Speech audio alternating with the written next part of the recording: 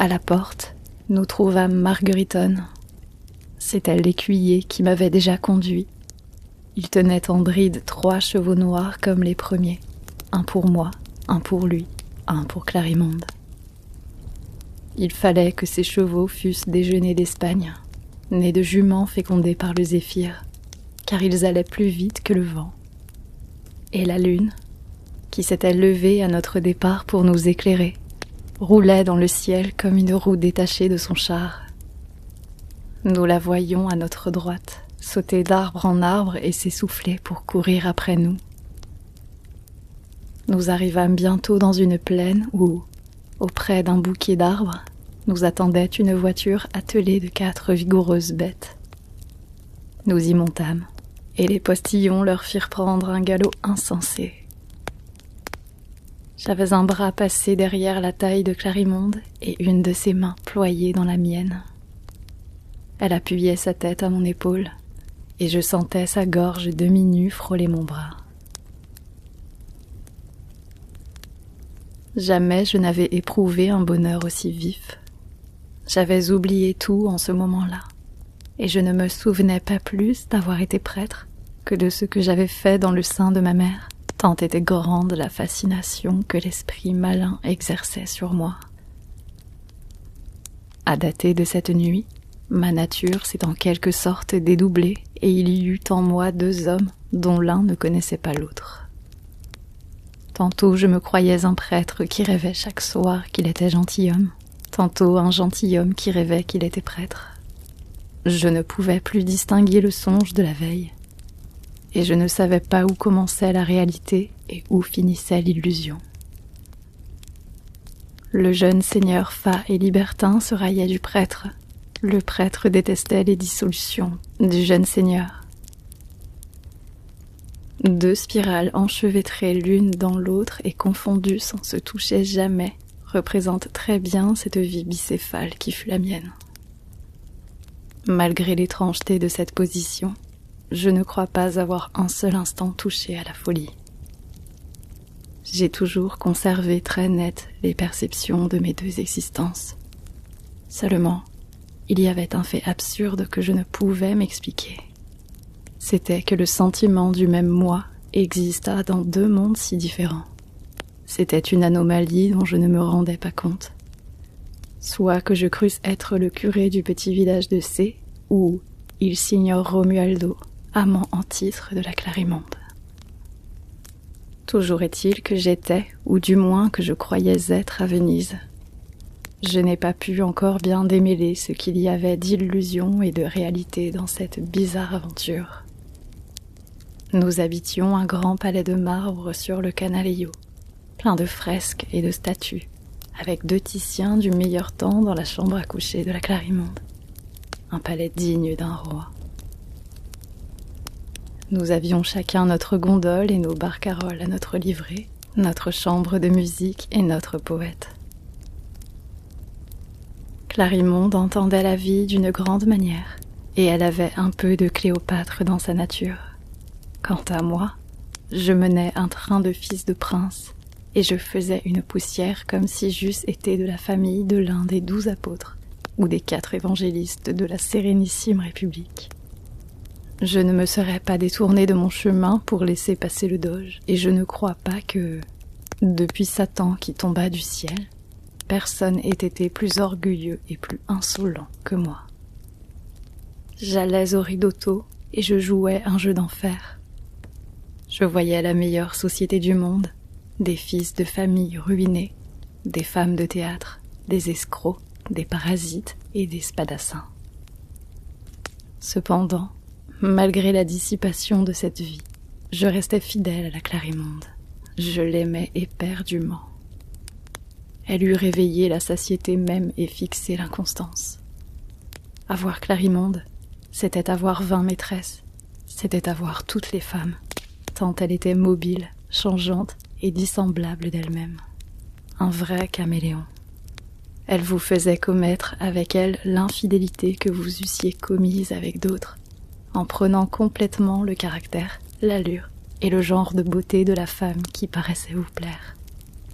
Elle me rendait mon amour au centuple. et c'est en vain que les jeunes patriciens et même les vieux du conseil des 10 lui firent les plus magnifiques propositions. Un Foscari alla même jusqu'à lui proposer de l'épouser. Elle refusa tout. Elle avait assez d'or. Elle ne voulait plus que de l'amour, un amour jeune, pur, éveillé par elle, qui devait être le premier et le dernier. J'aurais été parfaitement heureux sans un maudit cauchemar qui revenait toutes les nuits, et où je me croyais un curé de village, se macérant et faisant pénitence de mes excès du jour. Rassuré par l'habitude d'être avec elle, je ne songeais presque plus à la façon étrange dont j'avais fait connaissance avec Clarimonde. Cependant, ce qu'en avait dit l'abbé Sérapion me revenait quelquefois en mémoire, et ne laissait pas que de me donner de l'inquiétude. Depuis quelque temps, la santé de Clarimonde n'était plus aussi bonne. Son teint s'amortissait de jour en jour. Les médecins qu'on fit venir n'entendaient rien à sa maladie, et ils ne savaient qu'y faire. Ils prescrivirent quelques remèdes insignifiants et ne revinrent plus. Cependant, elle pâlissait à vue d'œil et devenait de plus en plus froide. Elle était presque aussi blanche et aussi morte que la fameuse nuit dans le château inconnu. Je me désolais de la voir ainsi lentement dépérir. Elle, touchée par ma douleur, me souriait doucement et tristement avec le sourire fatal des gens qui savent qu'ils vont mourir.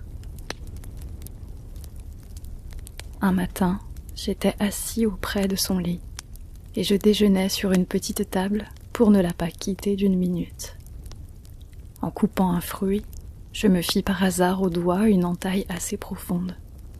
Le sang partit aussitôt en filets pourpres, et quelques gouttes rejaillirent sur Clarimonde. Ses yeux s'éclairèrent, sa physionomie prit une expression de joie féroce et sauvage que je ne lui avais jamais vue. Elle sauta à bas du lit avec une agilité animale, une agilité de singe ou de chat, et se précipita sur ma blessure qu'elle se mit à sucer avec un air d'indicible volupté. Elle avalait le sang par petites gorgées, lentement et précieusement, comme un gourmet qui savoure un vin de Xérès ou de Syracuse. Elle clignait les yeux à demi, et la pupille de ses prunelles vertes était devenue oblongue au lieu de ronde. De temps à autre, elle s'interrompait pour me baiser la main, puis elle recommençait à presser de ses lèvres les lèvres de la plaie, pour en faire sortir encore quelques gouttes rouges.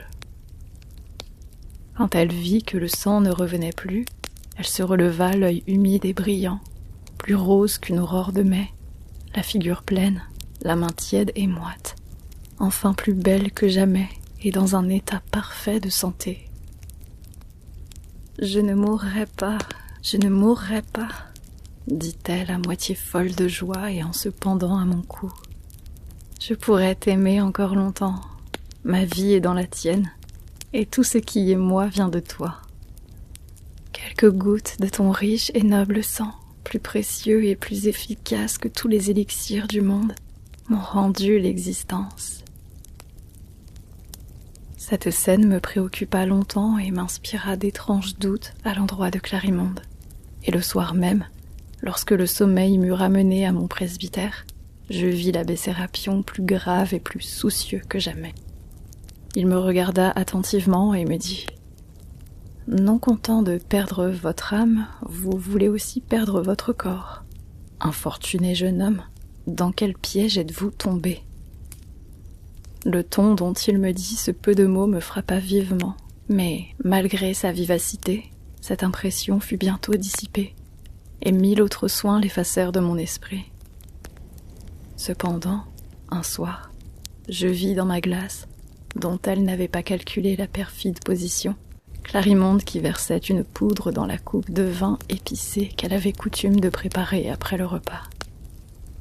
Je pris la coupe, je feignis d'y porter mes lèvres, et je la posai sur quelques meubles comme pour l'achever plus tard à mon loisir, et, profitant d'un instant où la belle avait le dos tourné, j'en jetai le contenu sous la table.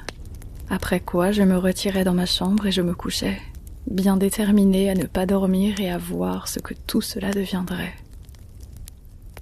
Je n'attendis pas longtemps. Clarimonde entra en robe de nuit et, s'étant débarrassée de ses voiles, s'allongea dans le lit auprès de moi. Quand elle se fut bien assurée que je dormais, elle découvrit mon bras et tira une épingle d'or de sa tête. Puis elle se mit à murmurer à voix basse. Une goutte, rien qu'une petite goutte rouge, un rubis au bout de mon aiguille. Puisque tu m'aimes encore, il ne faut pas que je meure. Ah, pauvre amour, son beau sang d'une couleur pourpre si éclatante, je vais le boire. Dors, mon seul bien, dors. Mon Dieu, mon enfant, je ne te ferai pas de mal. Je ne prendrai de ta vie que ce qu'il faudra pour ne pas laisser éteindre la mienne. Si je ne t'aimais pas tant, je pourrais me résoudre à avoir d'autres amants dont je tarirais les veines. Mais depuis que je te connais, j'ai tout le monde en horreur. Ah, le beau bras, comme il est rond, comme il est blanc. Je n'oserais jamais piquer cette jolie veine bleue. Et, tout en disant cela, elle pleurait, et je sentais pleuvoir ses larmes sur mon bras qu'elle tenait entre ses mains. Enfin, elle se décida, me fit une petite piqûre avec son aiguille et se mit à pomper le sang qui en coulait. Quoiqu'elle en eût bu à peine quelques gouttes, la crainte de m'épuiser la prenant, elle m'entoura avec soin le bras d'une petite bandelette, après avoir frotté la plaie d'un onguent qui la cicatrisa sur le champ. Je ne pouvais plus avoir de doute. L'abbé Sérapion avait raison. Cependant, malgré cette certitude, je ne pouvais m'empêcher d'aimer Clarimonde, et je lui aurais volontiers donné tout le sang dont elle avait besoin pour soutenir son existence factice. D'ailleurs, je n'avais pas grand peur. La femme me répondait du vampire, et ce que j'avais entendu et vu me rassurait complètement. J'avais alors des veines plantureuses qui ne se seraient pas de sitôt épuisées, et je ne marchandais pas ma vie goutte à goutte. Je me serais ouvert le bras moi-même, et je lui aurais dit « Bois, et que mon amour s'infiltre dans ton corps avec mon sang. » J'évitais de faire la moindre allusion aux narcotiques qu'elle m'avait versés et à la scène de l'aiguille, et nous vivions dans le plus parfait accord. Pourtant, mes scrupules de prêtre me tourmentaient plus que jamais, et je ne savais quelle macération nouvelle inventer pour mater et mortifier ma chair. Quoique toutes ces visions fussent involontaires, et que je n'y participasse en rien, je n'osais pas toucher le Christ avec des mains aussi impures et un esprit souillé par de pareilles débauches réelles ou rêvées. Pour éviter de tomber dans ces fatigantes hallucinations, j'essayais de m'empêcher de dormir. Je tenais mes paupières ouvertes avec les doigts et je restais debout au long des murs, luttant contre le sommeil de toutes mes forces. Mais le sable de l'assoupissement me roulait bientôt dans les yeux et, voyant que toute lutte était inutile, je laissais tomber les bras de découragement et de lassitude, et le courant me rentraînait vers les rives perfides. Sérapion me faisait les plus véhémentes exhortations et me reprochait durement ma mollesse et mon peu de ferveur. Un jour que j'avais été plus agitée qu'à l'ordinaire, il me dit « Pour vous débarrasser de cette obsession, il n'y a qu'un moyen, et, quoi qu'il soit extrême, il le faut employer. Aux grands mots, les grands remèdes. Je sais où Clarimonde a été enterrée, et il faut que nous la déterrions et que vous voyiez dans quel état pitoyable est l'objet de votre amour. Vous ne serez plus tenté de perdre votre âme pour un cadavre immonde, dévoré de vers et prêt de tomber en poudre. Cela vous fera assurément rentrer en vous-même. Pour moi, j'étais si fatiguée de cette double vie que j'acceptais, voulant savoir, une fois pour toutes, qui du prêtre ou du gentilhomme était dupe d'une illusion. J'étais décidée à tuer au profit de l'un ou de l'autre un des deux hommes qui étaient en moi, ou à les tuer tous deux, car une pareille vie ne pouvait durer. L'abbé Sérapion se munit d'une pioche, d'un levier et d'une lanterne, et à minuit nous nous dirigeâmes vers le cimetière de S, dont il connaissait parfaitement le gisement et la disposition. Après avoir porté la lumière de la lanterne sourde sur les inscriptions de plusieurs tombeaux, nous arrivâmes enfin à une pierre à moitié cachée par les grandes herbes et dévorée de mousses et de plantes parasites, où nous déchiffrâmes ce commencement d'inscription. Ici gît Clarimonde, qui fut de son vivant la plus belle du monde. C'est bien ici, dit Sérapion, et posant à terre sa lanterne, il glissa la pince dans l'interstice de la pierre et commença à la soulever. La pierre céda et il se mit à l'ouvrage avec la pioche. Moi, je le regardais faire, plus noir et plus silencieux que la nuit même. Quant à lui, courbé sur son œuvre funèbre, il ruisselait de sueur, il haletait, et son souffle pressé avait l'air d'un râle agonisant. C'était un spectacle étrange, et qui nous eût vus du dehors nous eût plutôt pris pour des profanateurs et des voleurs de linceul que pour des prêtres de Dieu. Le zèle de Sérapion avait quelque chose de dur et de sauvage qui le faisait ressembler à un démon plutôt qu'à un apôtre ou à un ange. Et sa figure aux grands traits austères et profondément découpée par le reflet de la lanterne n'avait rien de très rassurant. Je me sentais perler sur les membres une sueur glaciale, et mes cheveux se redressaient douloureusement sur ma tête. Je regardais au fond de moi-même l'action du sévère Sérapion comme un abominable sacrilège, et j'aurais voulu que du flanc des sombres nuages qui roulaient pesamment au-dessus de nous sortit un triangle de feu qui le réduisit en poudre. Les hiboux perchés sur les cyprès, inquiétés par l'éclat de la lanterne, en venaient fouetter lourdement la vitre avec leurs ailes poussiéreuses, en jetant des gémissements plaintifs. Les renards glapissaient dans le lointain, et 1000 bruits sinistres se dégageaient du silence. Enfin, la pioche de Sérapion heurta le cercueil, dont les planches retentirent avec un bruit sourd et sonore, avec ce terrible bruit que rend le néant quand on y touche. Il en renversa le couvercle, et j'aperçus Clarimonde, pâle comme un marbre, les mains jointes. Son blanc suaire ne faisait qu'un seul pli de sa tête à ses pieds. Une petite goutte rouge brillait comme une rose au coin de sa bouche décolorée. Sérapion, à cette vue, entra en fureur. « Ah, te voilà, démon, courtisane impudique, buveuse de sang et d'or !» Et il aspergea d'eau bénite le corps et le cercueil, sur lequel il traça la forme d'une croix avec son goupillon.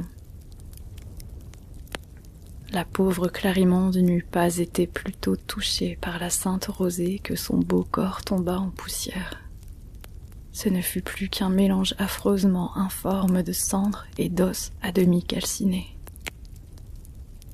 « Voilà votre maîtresse, seigneur Romuald », dit l'inexorable prêtre en me montrant ses tristes dépouilles. « Serez-vous encore tenté d'aller vous promener au Lido et à Fusine avec votre beauté ?» Je baissai la tête. Une grande ruine venait de se faire au-dedans de moi. Je retournai à mon presbytère, et le seigneur Romuald, amant de Clarimonde, se sépara du pauvre prêtre, à qui il avait tenu pendant si longtemps une si étrange compagnie. Seulement, la nuit suivante, je vis Clarimonde, et elle me dit, comme la première fois sous le portail de l'église, « Malheureux, malheureux, qu'as-tu fait ? Pourquoi as-tu écouté ce prêtre imbécile ? N'étais-tu pas heureux ? Et que t'avais-je fait pour violer ma pauvre tombe et mettre à nu les misères de mon néant ? Toute communication entre nos âmes et nos corps est rompue désormais. Adieu, tu me regretteras. » Elle se dissipa dans l'air comme une fumée, et je ne la revis plus. Hélas, elle a dit vrai. Je l'ai regrettée plus d'une fois et je la regrette encore. La paix de mon âme a été bien chèrement achetée. L'amour de Dieu n'était pas de trop pour remplacer le sien. Voilà, frère, l'histoire de ma jeunesse. Ne regardez jamais une femme et marchez toujours les yeux fixés en terre, car, si chaste et si calme que vous soyez, il suffit d'1 minute pour vous faire perdre l'éternité.